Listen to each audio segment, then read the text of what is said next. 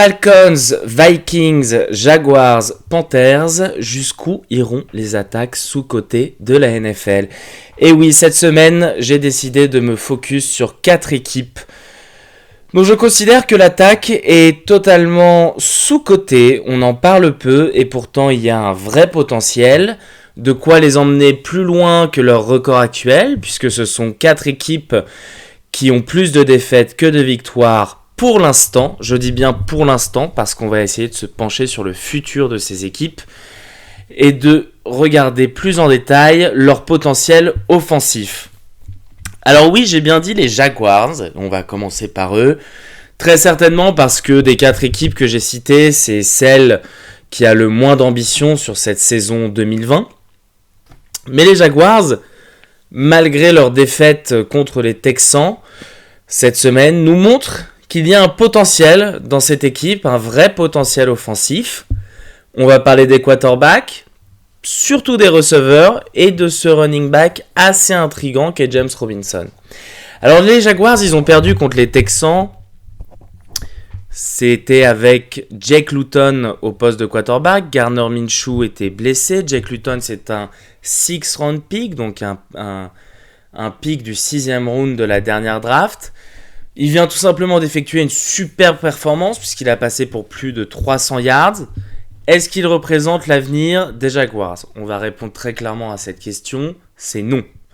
Les Jaguars, ils ont les yeux rivés sur la prochaine draft. Ils sont en course potentiellement pour le premier pick, même si on voit mal les Jets gagner ne serait-ce qu'une victoire cette année et donc passer à côté de Trevor Lawrence. Mais la bonne nouvelle, c'est qu'à côté de Trevor Lawrence, qui est un talent générationnel, comme aiment le dire les experts récemment, on parle d'un talent comparable à Andrew Luck ou à John Elway. Mais derrière Trevor Lawrence, il y a Justin Fields, quarterback qui lui aussi est encore au college et qui, dans n'importe quel autre draft où il n'y aurait pas Trevor Lawrence ou un Andrew Luck, serait sans aucun doute le pick numéro 1 de la draft. Donc les Jaguars ont les yeux rivés sur lui, ont les yeux aussi rivés sur Trevor Lawrence. On a pu penser, moi le premier, que Gardner Minshew serait la réponse aux mots des Jaguars au poste de quarterback. Il semble que l'exécutif veuille partir dans une direction différente. Est-ce que la performance de Jake Luton ce week-end nous indique que les Jaguars vont pouvoir gratter quelques victoires grâce à leur attaque dans les semaines à venir? J'en suis pas sûr. Il faut quand même rappeler qu'ils jouaient les Texans, qui sont quand même particulièrement mauvais en défense, surtout dans le secondary. Donc, gagner des yards à la passe contre eux, c'est pas si compliqué. On est sur un secondary assez vieillissant et peu talentueux côté des Texans. Mais néanmoins, ce que j'aime bien chez les Jaguars, c'est leur crew de receveurs, où ils ont réussi à nous monter une petite équipe de receveurs pas du tout dégueulasse, avec Laviska Shenault, le rookie de cette année, excellent en yards after catch, donc c'est les yards gagnés après le catch de la balle, mais également DJ Chark, qui confirme sa très bonne première saison et qui est vraiment en train de s'installer comme l'un des meilleurs receveurs de la NFL. Alors que je regarde les stats assez rapidement, DJ Chark, il faut savoir quand même qu'il a raté quelques matchs, comme c'est le cas aussi de Laviska Shenault.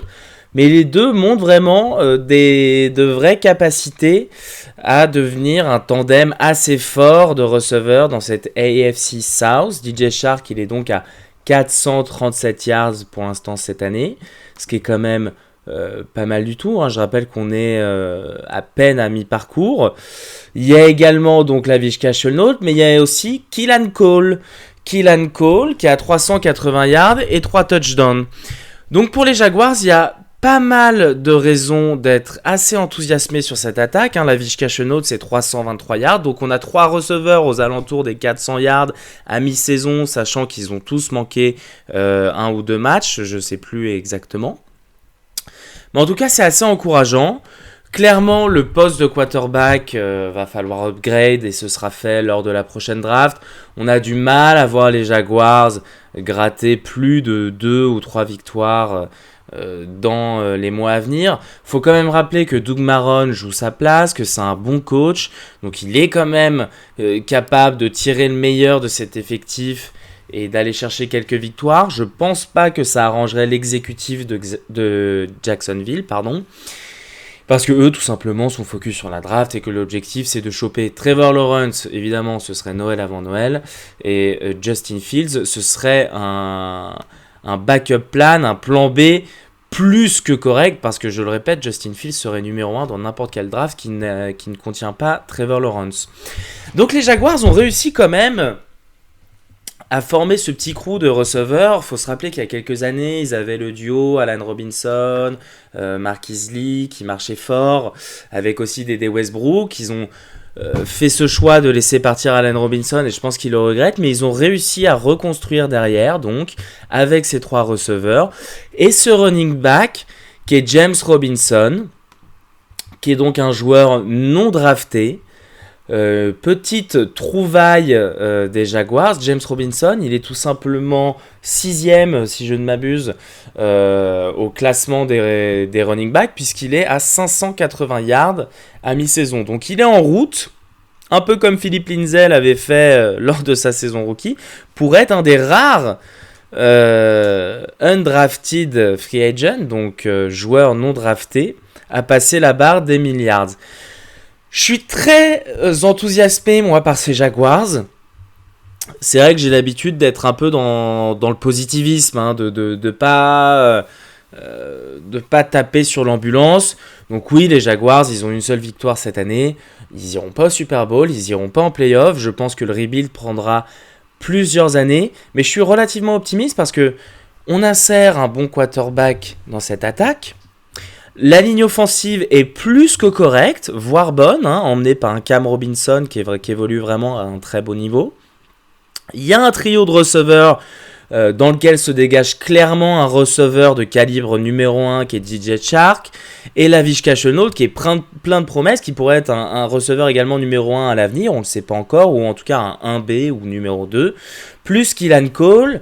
Et si James Robinson confirme au poste de running back, ça nous fait une attaque vraiment pas dégueu pour les Jaguars. Donc voilà, j'avais envie d'attaquer ce podcast en parlant des Jaguars et de souffler un peu un vent d'optimisme. Il y a toute une défense à reconstruire, à l'exception de Miles Jack au poste de linebacker. Ça manque de talent partout. Et il faudra vraiment qu'on m'explique un jour pourquoi ils ont pris le parti de démanteler cette défense de 2017 qui était emmenée par AJ Bouye et Jalen Ramsey au poste de cornerback. Ça reste pour moi une énigme. Je pense qu'il y avait des problèmes de vestiaire, mais que le talent devait prendre le dessus sur ces problèmes de vestiaire. Bon, c'est pas le cas. La défense est en effet en rebuild total et ça passera par la draft, mais aussi la free agency. Mais en ce qui concerne l'attaque, je suis très enthousiasmé par ce que peuvent proposer les Jaguars et surtout ce qu'ils pourront proposer une fois qu'ils auront un quarterback de top niveau. Je reste persuadé que Gardner Minshew a réalisé une superbe saison l'année dernière. Visiblement, ils ne sont pas prêts à lui donner une seconde chance, à moins que lorsqu'il fasse son retour dans le line-up cette année, il crush complètement le game. Ce qui serait toutefois relativement étonnant. Mais en tout cas, on a un très bon groupe de receveurs. On a trouvé cette petite pépite au poste de running back. À part le poste de tight end, qui est quand même un poste assez compliqué dans toute la NFL. Elles sont rares, les équipes, à posséder vraiment un top talent au poste de tight end. Il y a peut-être George Kittle chez les Niners, Travis Kelce chez les Chiefs. On pense à Zach Ertz du côté de Philadelphie. Moi, j'aime beaucoup Hunter Henry du côté des Chargers. Mais enfin, ce ne sera pas la seule équipe à ne pas avoir un tight end de top niveau l'année prochaine. Ils peuvent toujours le drafter. Mais enfin voilà, je suis assez enthousiasmé par ces Jaguars et ce qu'ils proposent, malgré évidemment le faible nombre de victoires. On va pas nier que c'est une équipe à qui il manque encore beaucoup de choses pour faire partie des prétendants, d'autant plus dans une division où les Colts On montre le bout de leur nez depuis maintenant une saison. On reparlera dans le brief de cette journée du choix de Philip Rivers, qui pour moi n'est pas forcément payant pour l'instant. Mais on a quand même les Titans qui viennent de poser un gros statement ce week-end et qui sont vraiment une équipe en place, qui pour le coup ont trouvé leur combinaison head coach quarterback, qui est tout simplement la combinaison numéro 1 à trouver en NFL. Donc ils sont dans une division, et puis j'oublie pas les Texans qui évidemment vont rebondir dès qu'ils ont engagé Eric Bieniemy, qui est le coordinateur offensif des Chiefs. C'est le favori pour le poste des Texans pour coacher Deshaun Watson l'année prochaine. Donc voilà, les Jaguars, ils ont mis quelque chose en place qui est tout à fait attrayant. Je pense pas, contrairement à d'autres années, que être drafté par Jacksonville à une certaine époque, c'était un peu attacher un boulet au poste de quarterback, enfin au quarterback qui prenait les rênes de l'équipe dès son intégration dans la franchise. Je pense pas que ce sera le cas l'année prochaine. On parlait de Justin Fields, on parle aussi de Trey Lance. Ça dépendra évidemment de leur position à la draft. Encore une fois, on a du mal à les voir engranger des victoires sur le calendrier qui reste. Mais ce quarterback du futur aura à sa disposition un crew de receveurs bien établi, avec une hiérarchie relativement claire, avec du talent. DJ Shark, qui a un talent un peu différent de Laviska Shenault, dans le sens où c'est un peu le profil type basketteur, je vais chercher la balle en l'air, et très bon sur les deep threats. Et Laviska Shenault qui est plus, c'est pas un slot receiver bien sûr, mais qui est plus dans le yards après catch. Et Keelan Cole, qui est l'exemple type du slot receiver. Donc il y a vraiment un super crew de receveurs qui est en place. On ne parle jamais des Jaguars, donc voilà, j'avais envie d'en parler. Et s'il y a des fans des Jaguars qui écoutent ce podcast, dites-moi ce que vous pensez concernant l'avenir de la franchise. Personnellement, en ce qui concerne l'attaque, je suis assez optimiste. Je pense qu'il ne reste plus qu'une seule pièce à ajouter, et c'est la pièce du quarterback, qui bien évidemment est la pièce centrale de toute équipe. On le sait en NFL, si on n'a pas le quarterback, on peut prétendre à rien. Alors on va regarder un peu le calendrier des Jaguars, je le découvre avec vous sous les yeux, pour voir, puisque c'est quand même le thème de ce petit podcast, de voir jusqu'où ces attaques sous-cotées peuvent aller. On commence avec les Jaguars. Il y a, pour commencer, un déplacement chez les Packers. Autant dire que ça ne va pas gagner. Un enchaînement, on reçoit les Steelers. Ça ne va pas gagner non plus. Ils vont jouer les Browns. Pas évident, parce que un des défauts des Jaguars, c'est sa défense contre le run. Et les Browns sont très forts dans le run. Pareil avec les Vikings qui suivent juste après. Et ensuite, on enchaîne avec les Titans, les Ravens. Peut-être une ouverture contre les Bears. Et enfin les Colts en dernière journée, sachant que les Colts joueront sûrement une place pour les playoffs lors de cette dernière journée. Franchement, très franchement, on a du mal à voir les Jaguars gratter une victoire dans ce calendrier. Ça va vraiment être compliqué. Je revois la liste là. Titans, Ravens, Steelers, Packers, les Vikings, les Colts, les Browns et les Bears, c'est vraiment compliqué. Donc on pourrait très bien être sur une équipe qui finit à une victoire, peut-être deux, peut-être trois. En tout cas, on sera sûrement dans le top 3 de la draft l'année prochaine. Et j'ai envie de dire, voilà, on n'a plus qu'à insérer une pièce dans le jukebox. Cette pièce, c'est le quarterback. Faudra évidemment que ce rookie confirme son potentiel, parce que des rookies comme Justin Fields qui ne confirment pas leur potentiel, on en a vu. Je pense notamment à Jameis Winston. Par exemple, quand Jameis Winston s'est présenté à la draft, tout le monde le présentait comme un top prospect, un quarterback numéro 1 de draft sans aucun souci, et il n'a pas trop confirmé derrière. Donc, faut pas non plus croire, par rapport à ce que je dis, oui, les receveurs sont en place, le running back est en place, la ligne offensive est en place, il manque plus qu'un quarterback. D'accord, il faudra quand même que ce quarterback confirme, et il faudra que la défense suive. Donc, en ce qui concerne les Jaguars, un avenir à court terme pas brillant, mais à moyen terme, je suis plutôt optimiste. On enchaîne tout de suite J'y vais un peu au hasard parce que j'ai pas envie forcément de dévoiler tout de suite qui pour moi est l'équipe qui pourra aller le plus loin. J'ai envie de parler des Panthers. Les Panthers qui sont passés à 2 doigts de la victoire contre Kansas City ce week-end, donc défaite 31-33.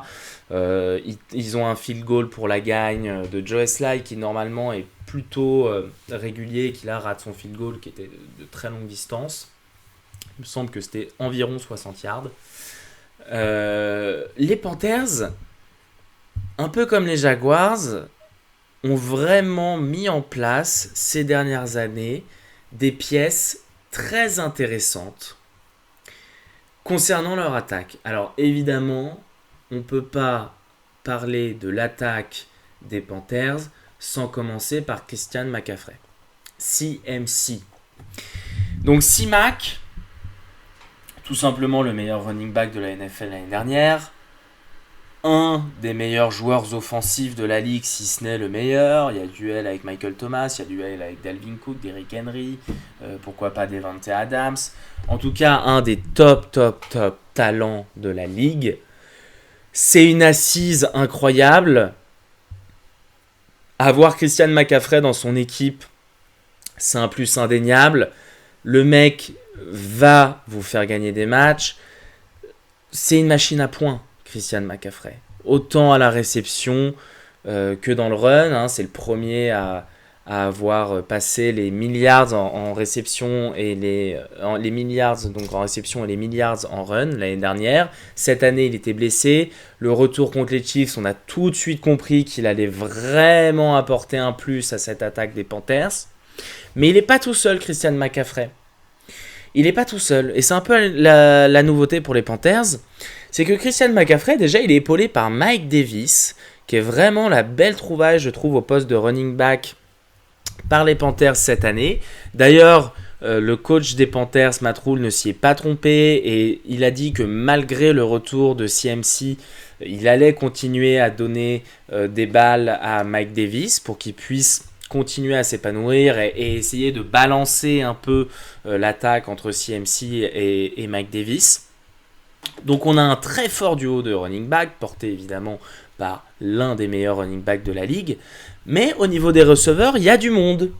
Il y a du monde. Et c'est un peu la nouveauté chez les Panthers où ça faisait bien longtemps qu'on n'avait pas vu un receveur de très haut niveau dans cette équipe.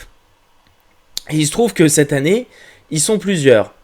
Alors, on a Robbie Anderson, qui a été chopé en free agency. Robbie Anderson, qui avait fait toute sa carrière chez les Jets. J'ai toujours adoré ce joueur. Je l'ai toujours trouvé très performant alors qu'il évoluait dans une franchise, les Jets, qu'on ne présente plus, évidemment dysfonctionnelle au possible. Très compliqué de perfer chez les Jets. Le nombre de bons joueurs qui se sont cassés la gueule chez les Jets récemment, on les compte, c'est même plus deux mains qu'il nous faut, c'est les mains, les pieds, enfin tout ce que vous pouvez pour compter. Donc Robbie Anderson, excellente deep threat. Donc on le sait, Teddy Bridgewater, sa spécialité c'est pas la deep ball. Il a parmi tous les starters de la NFL, il a le plus faible nombre de yards lorsqu'il lance la balle, c'est-à-dire yards per attempt, comme on dit. Il est à 6.7, je crois. La moyenne se situe un peu en dessous du yard, aux alentours de 7,5. En gros, c'est le nombre de yards que vous tentez, entre guillemets, lorsque vous lancez la balle. Et pourtant, Robbie Anderson, il s'éclate cette année à Carolina. Et il n'est pas tout seul. Et je trouve que comme chez les Jaguars, il y a un très bon mix par rapport à ce que savent faire ces receveurs. Donc on a Robbie Anderson, la deep threat. On a Curtis Samuel, qui est ultra dangereux dans la red zone. Sorte de machine à touchdown. On a vu, il a fait un superbe catch ce week-end. Vraiment, allez regarder la highlight du match entre les Panthers et les Chiefs. Il y a un superbe catch, un des catchs de l'année réalisé par Curtis Samuel.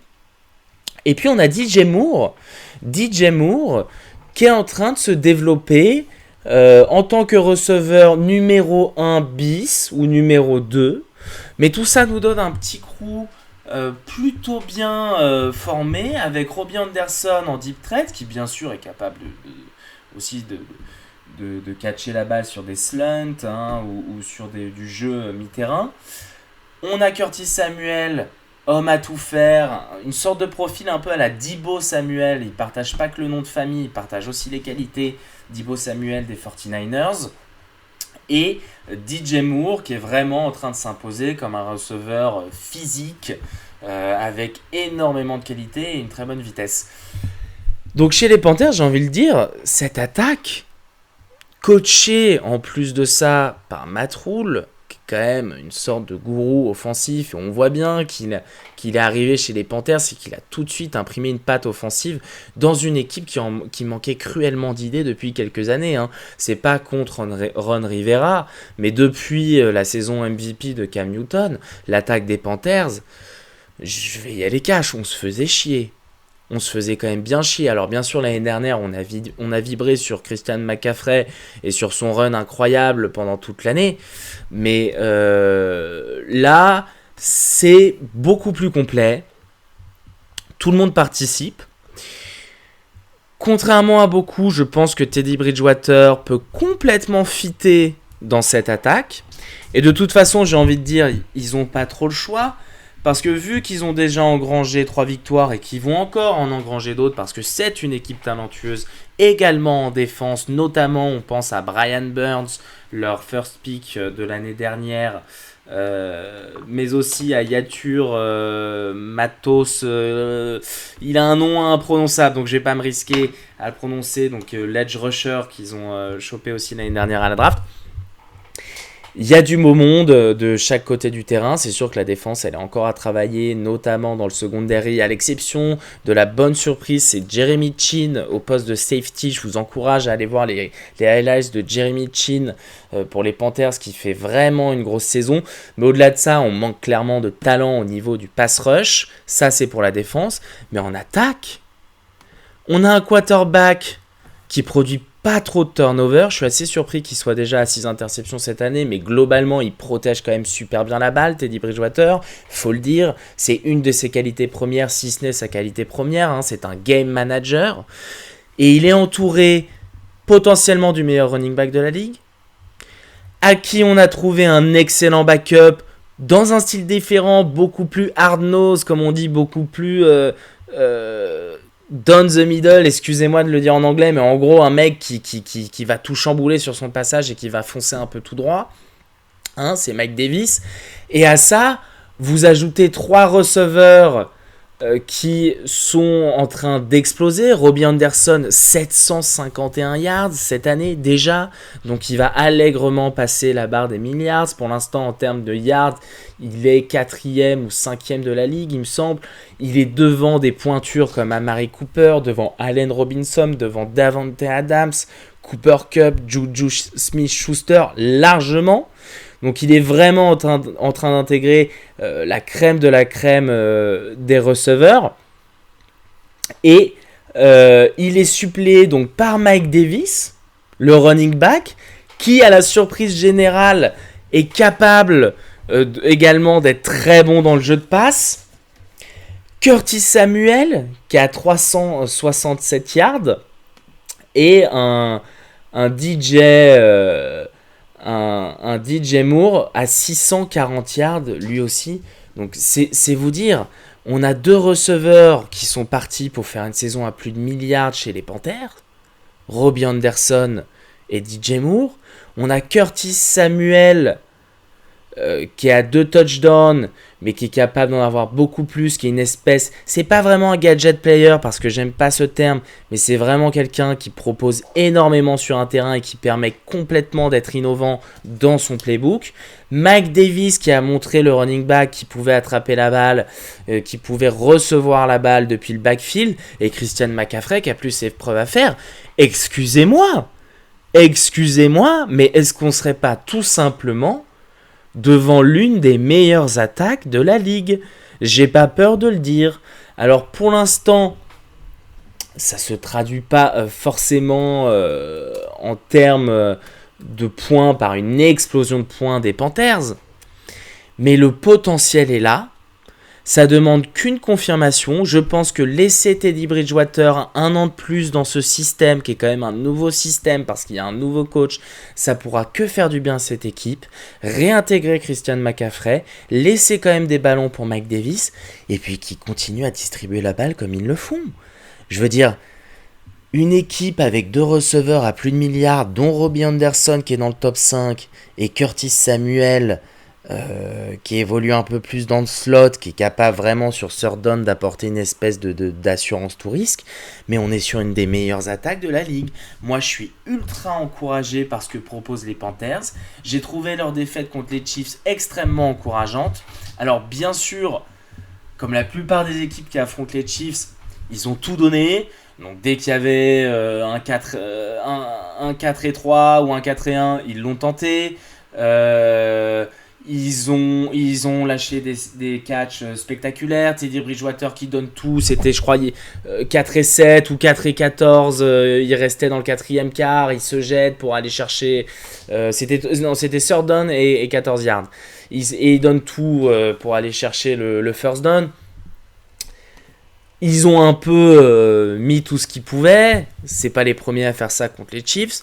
Mais je pense que s'ils jouent comme ça chaque semaine, attention aux Panthers.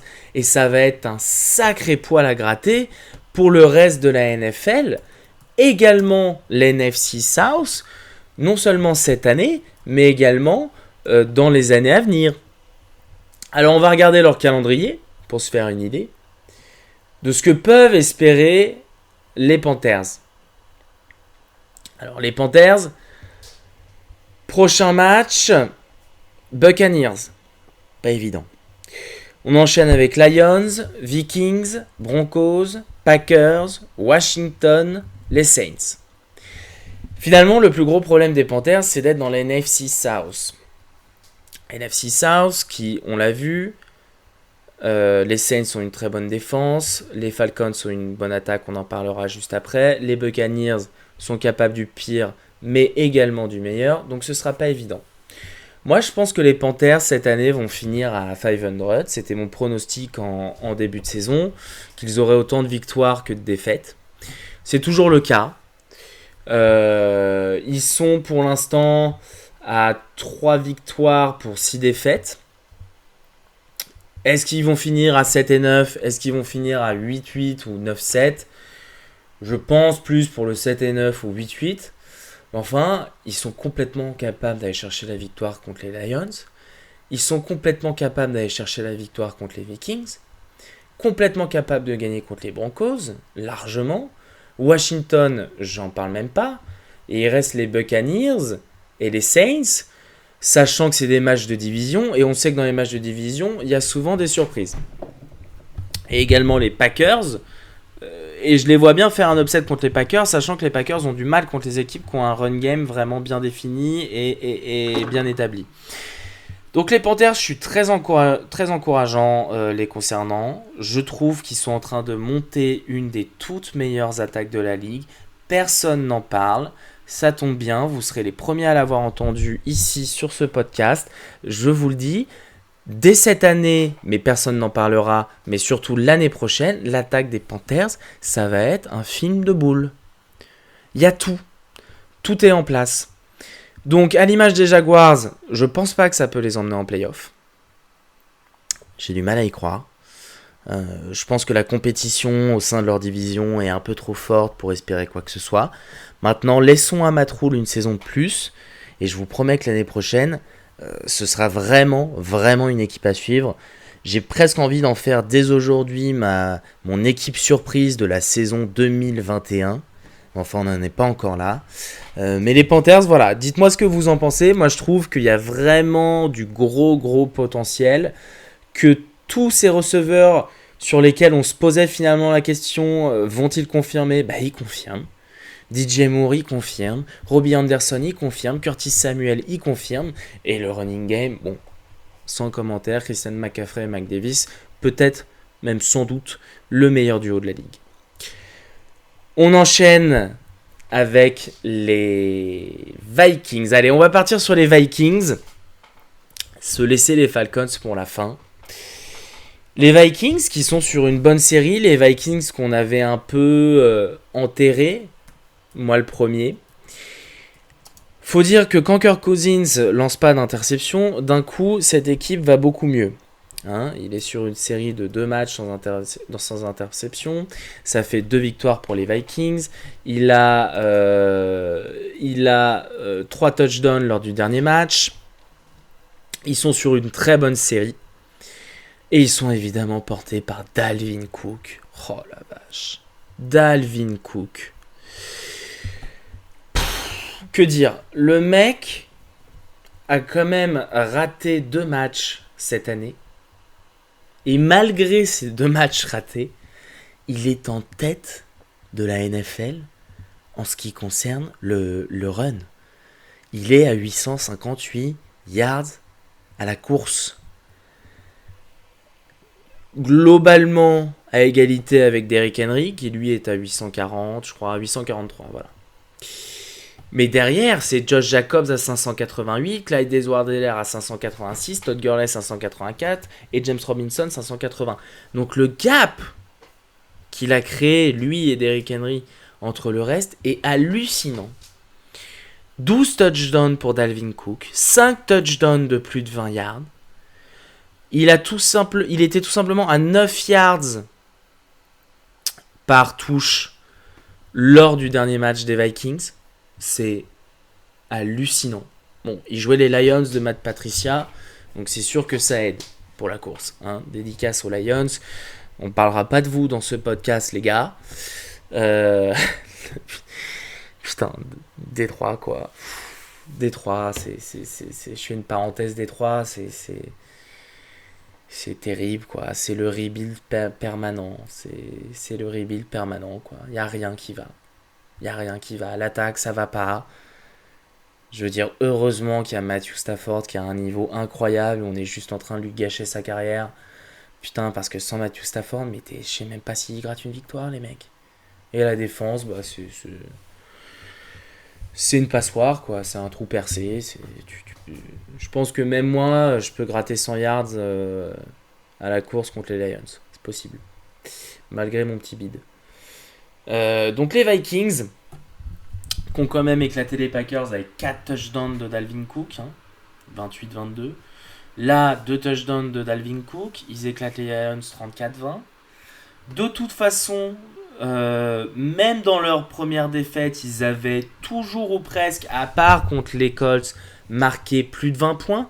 34 points contre les Packers première journée, 30 points en troisième journée contre les Titans, 31 lors de leur victoire contre les Texans, 26 contre les Seahawks, 23 contre les Falcons, 28 contre les Packers et 34 contre les Lions.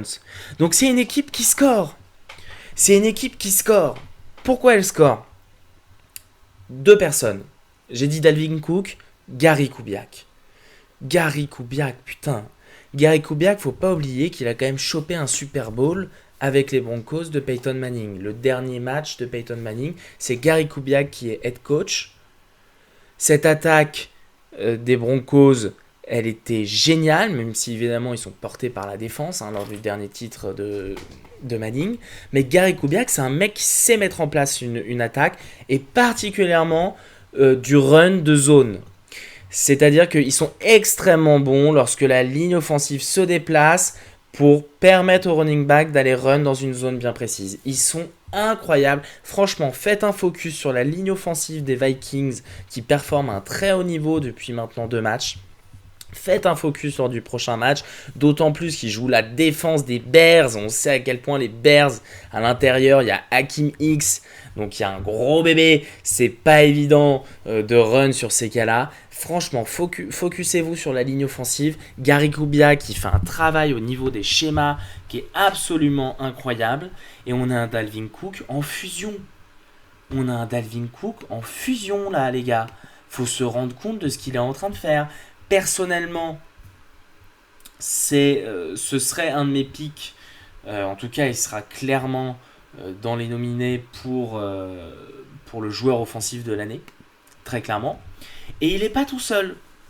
Alors on a Kirk Cousins, pour le coup, dans les équipes qu'on mentionnait avant, les Jaguars et les Panthers. Bon, pour les Jaguars, le play du quarterback est pas top. Pour les Panthers, je trouve ça correct. On va pas se mentir, Bridgewater, c'est un peu la ligne médiane de la NFL. Kirk Cousins, pour moi, c'est quand même un plus grand talent que Teddy Bridgewater.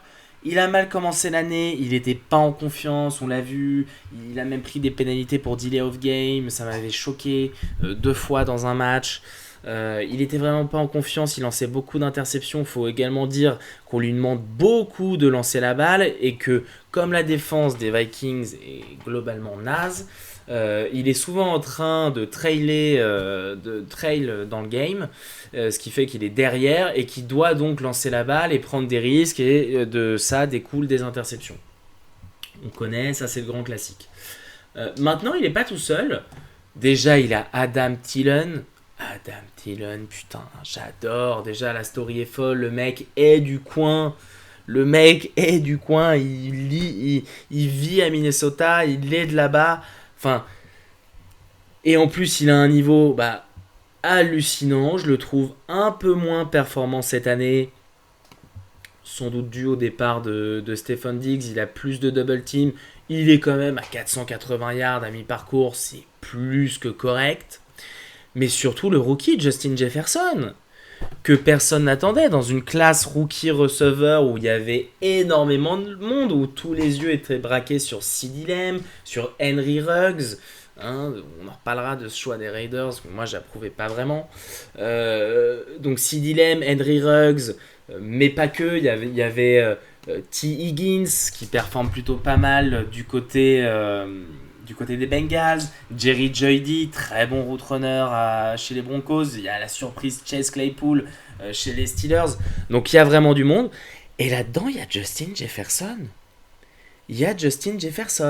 Et de tous les rookies receveurs, c'est Justin Jefferson qui est le leader en termes de yards, 627 yards à mi-parcours. Donc il est parti pour nous claquer une petite saison à plus de 1000 yards en tant que rookie.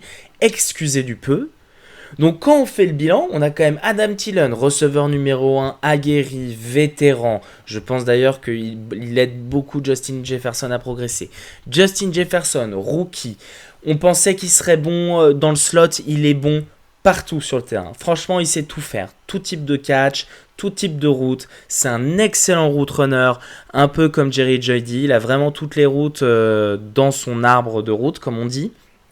Il sait vraiment tout faire. Donc on a ces deux receveurs. Au poste de tight end, pour le coup, c'est plutôt pas mal avec Kyle Rudolph. Et la ligne offensive et le running back d'Alvin Cook. Mais attention! Si on combine le tout avec un Kirk Cousins, où on sait très bien que Kirk Cousins, capable du meilleur comme du pire, mais putain, le meilleur de Kirk Cousins, c'est très fort. C'est très très fort. Attention aux Vikings pour la suite. Attention vraiment aux Vikings pour la suite. Ils sont à 3 victoires, 5 défaites. Personnellement, jusqu'où ça peut aller, moi je les vois bien se battre pour une place en playoff. Voilà, j'y crois. Autant pour les Panthers, j'y crois pas. Pour les Jaguars, j'en parle même pas. Les Vikings, ouais, j'y crois. J'y crois à mort. Et le calendrier, il n'est pas évident, mais il est jouable. Je vous le fais en direct. Prochain match contre les Bears. Gros test. Derrick Henry contre les Bears, je crois, c'était 68 yards cette année. Gros test pour Dalvin Cook. On va voir ce que ça va donner. L'avantage, c'est que... Mais remarque, les Titans, c'était un peu pareil. Ils ont AJ Brown, notamment. Ils ont Janu Smith, il y a du monde au niveau des receveurs. Les Vikings aussi. Je pense toutefois qu'ils doivent imposer leur jeu. Ça va être un combat de tranchées. Il faut que leur ligne offensive gagne ce combat et que Dalvin Cook mène l'équipe. C'est comme ça que cette équipe doit jouer. Je pense qu'ils ont trouvé la bonne formule. Et oui, je les vois gagner contre les Bears. Même si j'adore la story Nick Foles, je vois les Vikings gagner contre les Bears. Ensuite, ils reçoivent les Cowboys. Est-ce qu'on a besoin de débriefer ce match ? Prends chacun 5 secondes, ok, on laisse. Top. La réponse, c'était non. Bravo à ceux qui avaient trouvé. D'ailleurs, big up aux Cowboys qui ont quand même réussi une belle perf contre les Steelers. dans la défaite malheureusement, mais enfin je crois que c'est une saison complètement achetée à la poubelle pour Dallas. Donc il y a clairement une victoire. On joue les Panthers, on en a parlé, c'est jouable, c'est pour moi deux équipes qui se valent. Les Jaguars, ensuite il y aura un déplacement pas évident chez les Buccaneers. Encore une fois, on a vu qu'ils étaient capables du meilleur comme du pire. De nouveau les Bears, puis les Saints, et enfin on finit contre les Lions. Et je les vois bien jouer une place de wildcard contre ces Lions lors du dernier match. On peut facilement voir 4 à 5 victoires pour les Vikings dans les matchs qui arrivent. Et pourquoi pas, à 9 victoires, 7 défaites, essayer de gratter une place en wildcard. Je rappelle qu'il y a 7 places en playoff cette année au lieu de 6. Les victoires, elles sont où ? Elles sont contre les Jaguars et les Cowboys, ça en fait déjà 2. Sachant qu'ils sont à 3, donc ça fait 5. Les Bears, ils peuvent très bien prendre les 2, passer à 7. Ensuite, il y a les Lions et les Panthers. Donc c'est sûr qu'il va falloir que les planètes s'alignent. De toute façon, on parle d'une équipe qui a 3 victoires, 5 défaites, donc ils n'ont plus vraiment le droit à l'erreur. Mais cette attaque, elle s'est trouvée. C'est du run en zone, c'est du Gary Kubiak, c'est porté par Dalvin Cook. C'est marrant, mais Kirk Cousins, quand on le met dans une équipe où c'est le running back qui porte l'équipe, d'un coup, il devient génial. Parce qu'il a quand même du touch, il a quand même un putain de talent à la passe. Les receveurs, il y a le vétéran Adam Thielen qui saura être là dans les moments chauds. Il y a Justin Jefferson qui est en pleine bourre, qui est en explosion totale. Alors que finalement, le spotlight n'est même pas sur lui chez les rookie receveurs. Et c'est ça qui est assez dingue. Et il y a une très forte ligne offensive. Beaucoup de bonnes choses pour les Vikings. J'y crois. Je pense qu'ils vont jouer une place en playoff lors du dernier match contre Détroit. Évidemment, on l'a dit, pas le droit à l'erreur. S'ils perdent contre Chicago ce week-end, l'affaire est dans le sac, c'est plié. Il n'y a pas le droit à l'erreur. Là, il faut déjà remonter à 500, il faut déjà remonter à 5 victoires, 5 défaites. Donc il y a victoire obligatoire contre les Bears et victoire plus qu'obligatoire contre les Cowboys. Pour revenir à 5 victoires, 5 défaites. On va finir avec les Falcons. Les Falcons. Alors, bizarrement, je les ai gardés en dernier, les Falcons, parce que c'est une attaque, pour moi, une des attaques les plus sous-cotées de la ligue. On est sur le podcast des attaques sous-cotées de la ligue. Mais surtout, ils peuvent faire quelque chose. Ça va paraître fou, mais ils sont dans une division extrêmement compliquée. Leur calendrier est extrêmement compliqué. Néanmoins, j'ai beaucoup de signes positifs des Falcons. Déjà, leur capacité à se mettre en route sur une deuxième partie de saison. On l'a vu l'année dernière, ils ont voulu sauver le job de Dan Quinn. Ils sont allés chercher des victoires en deuxième partie de saison. Ça fait plusieurs années qu'ils font ça. Deuxièmement, eux sont portés par un quarterback top level, d'expérience, Matt Ryan. Matt Ryan, c'est un top 10 quarterback d'année en année dans la NFL, quoi qu'on dise. Tu peux compter sur lui. Il évolue à un super niveau cette année. Vraiment. Il a des super stats. Il est aidé par une ligne offensive qui est quasi exclusivement composée d'anciens first round pick. Il est porté par un duo de receveurs. Je parlais du duo de receveurs des Vikings en bons termes. Pour moi, les Panthers ont vraiment trouvé un truc génial qui cartonne. Et les Jaguars sont à deux doigts d'avoir trouvé à peu près la même formule. Mais les Falcons, attention. Là, on parle d'un autre niveau, là, messieurs. Là. C'est Julio Jones, Calvin Ridley. En termes de duo receveur NFL, trouvez-moi un meilleur duo. C'est-à-dire que là, c'est pas un numéro 1 et un numéro 1 bis ou un numéro 1 et un numéro 2. C'est deux numéros 1 qui jouent ensemble. Donc peut-être, avec Julio Jones, un top 3 all-time, un top 5 all-time, on sait pas, on n'a pas envie de faire de blasphème, on va pas dire qu'il est devant Jerry Rice. Mais putain, c'est Julio Jones, quoi. Et cette année, il score des touchdowns. Et Même si comme quoi Julio Jones ne score pas de touchdown avec Matt Ryan, elle est assez fausse. Hein. Je crois qu'ils sont top 4 ou top 5 dans les connexions entre quarterback et touchdown depuis 10 ans. Donc il en score des touchdowns, Julio Jones. C'est vrai que c'est pas sa qualité première. Mais enfin, il évolue quand même à un niveau de dingue. Porté par un quarterback qui évolue à un super niveau. Je veux dire, Matt Ryan, il complète 67% de ses balles. Il a 15 touchdowns, 5 interceptions, un rating de 99, 7,8 yards par tentative, 2746 yards. Il est leader à la NFL. Enfin, il évolue à un excellent niveau. C'est Matt Ryan. De toute façon, on le sait, Matt Ryan, c'est un top quarterback. Il est décrié depuis quelques années, mais pas tant que ça finalement, parce que les médias savent que si tu te mets à clasher Matt Ryan, finalement, tu passes un peu pour un con, parce que le mec, il a le niveau. Il a un très bon niveau. Et si tu l'entoures bien, il peut t'emmener jusqu'au Super Bowl. Il l'a montré. Alors oui, on entend parler de trade de Matt Ryan, potentiellement chez les Niners pour retrouver Kyle Shanahan. Je pense pas que lui soit focus là-dessus. Vraiment. Je pense que sa priorité, c'est de gagner avec les Falcons. En ce qui concerne les receveurs, Julio Jones, 638 yards. Tout simplement. 638 yards. Calvin Ridley, 657 yards. Donc je parlais des Panthers, qui sont à 750 et 640, Anderson et DJ Moore. Pareil, on a deux receveurs qui vont passer la barre des milliards. Et quel receveur! Je veux dire, Calvin Ridley, mais qu'est-ce qu'il ne sait pas faire, ce mec-là? Il sait tout faire. Et il est déjà à 6 touchdowns cette année. Il est incroyable. 11 réceptions de plus de 20 yards. Julio Jones en est à 13. Ils sont capables de pousser la balle loin sur le field avec une facilité déconcertante. Ils évoluent vraiment à un très haut niveau, les deux. Et derrière, on a Todd Gurley, qui s'est plutôt bien intégré finalement dans cette équipe des Falcons.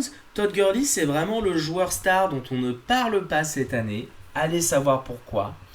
Il est à 584 yards. Donc il est tout simplement, je crois, 5e ou 4e, 5e au nombre de yards parmi les running backs. Il fait une super saison aux alentours de 4 yards par tentative. Il y a tout chez les Falcons. Tout est là. Alors oui, il y a des problèmes en défense, mais je l'ai déjà dit dans d'autres podcasts, il y a quand même du talent. Le souci, ça va être le calendrier, mais je ne sais pas pourquoi. Même à 3 et 6, ces Falcons, j'y crois. J'y crois. Parce que oui, ils jouent les Saints et les Buccaneers. Ils ont déjà joué les Panthers 2 fois. Mais ils les connaissent par cœur. Ils les connaissent par cœur, les Saints. Ils les connaissent par cœur, les Buccaneers. J'ai aucun mal à voir les Falcons gagner les 2 matchs restants contre les Buccaneers. Contre les Saints, ce sera plus compliqué. Les 3 autres matchs, Raiders, Chargers, Chiefs, faudra un exploit. Alors, les Falcons, je les voyais finir en trombe, potentiellement en 9 et 7. Je vais pas vous mentir. Je m'aperçois en regardant leur calendrier que ça va quand même être compliqué. Que ça risque malheureusement de terminer à 7 et 9 ou 8-8. C'est dommage. Il y a un vrai potentiel dans cette équipe. J'espère qu'ils ne vont pas tout démanteler pour l'année prochaine. J'espère qu'ils vont garder Julio Jones. C'est le souhait du receveur, c'est de rester à Atlanta. J'espère qu'ils vont garder Matt Ryan. Ils ont trouvé quelque chose en attaque.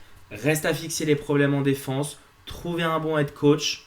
Un nouveau GM. C'est un peu dommage, je trouve, pour Thomas Dimitrov, qui a quand même trouvé du talent dans cette équipe. Enfin, je vois l'avenir des Falcons à moyen terme plutôt radieux. C'est pas évident. Ils sont dans certainement la division la plus compliquée de la ligue avec la NFC West, mais il y a vraiment des quarterbacks de top niveau. Il y a GOAT versus GOAT. Il y a Drew Brees et Tom Brady dans ta division. Mais s'il vous plaît, ne faites pas tout péter chez les Falcons. Parce que s'il y a un truc qui marche bien, c'est leur attaque. Voilà.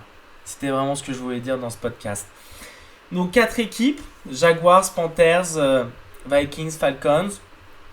Je vois les Vikings potentiellement s'immiscer dans cette course au playoff et y parvenir. Je vois les Falcons s'immiscer mais rester un peu short. Pour les Jaguars, on est focus sur l'année prochaine, mais on a un très bon nucléus de talent, notamment au poste de receveur. Et pour les Panthers, on a tout simplement mis en place l'une des meilleures attaques potentiellement de la ligue. Et ça dépendra de Matt Rhule et du niveau de Teddy Bridgewater, à qui je préconise vraiment de laisser un an. Ce serait quand même triste de mettre fin au projet Teddy Bridgewater après seulement une saison. Dites-moi ce que vous en pensez. Est-ce que pour vous aussi ces attaques sont sous-cotées parce qu'on n'en parle pas? Personne ne parle de l'attaque des Vikings, enfin tout le monde parle de Dalvin Cook, mais personne ne parle du reste de l'attaque. Personne ne parle de l'attaque des Jaguars, alors là pour le coup vraiment personne. Les Panthers, on n'en parle pas non plus cette année. Faut dire que Bridgewater n'est pas le quarterback qui fait le plus de vagues. Et les Falcons, malheureusement, on a plus parlé de l'extra sportif et des défaites que de leur attaque. Dites-moi ce que vous en pensez. Ça se trouve, vous n'êtes pas du tout d'accord. Ça se trouve, vous êtes fan d'Atlanta et vous êtes en train de vous dire, mais pas du tout, faut tout recommencer à zéro, ça marche pas, faut virer Matt Ryan. Ça se trouve, vous êtes fan des Vikings et ça vous saoule d'être une running team et vous voulez changer des choses. Vous voulez trader Adam Thielen pour récupérer des picks. Ça se trouve, vous êtes fan des Jaguars et vous voulez garder Jake Luton en quarterback pour le reste de sa carrière. Je rigole. Dites-moi votre avis, je répondrai à toutes vos questions lors du prochain podcast. C'était le L pour la NFL et on se retrouve dans le prochain podcast. Ciao les guys.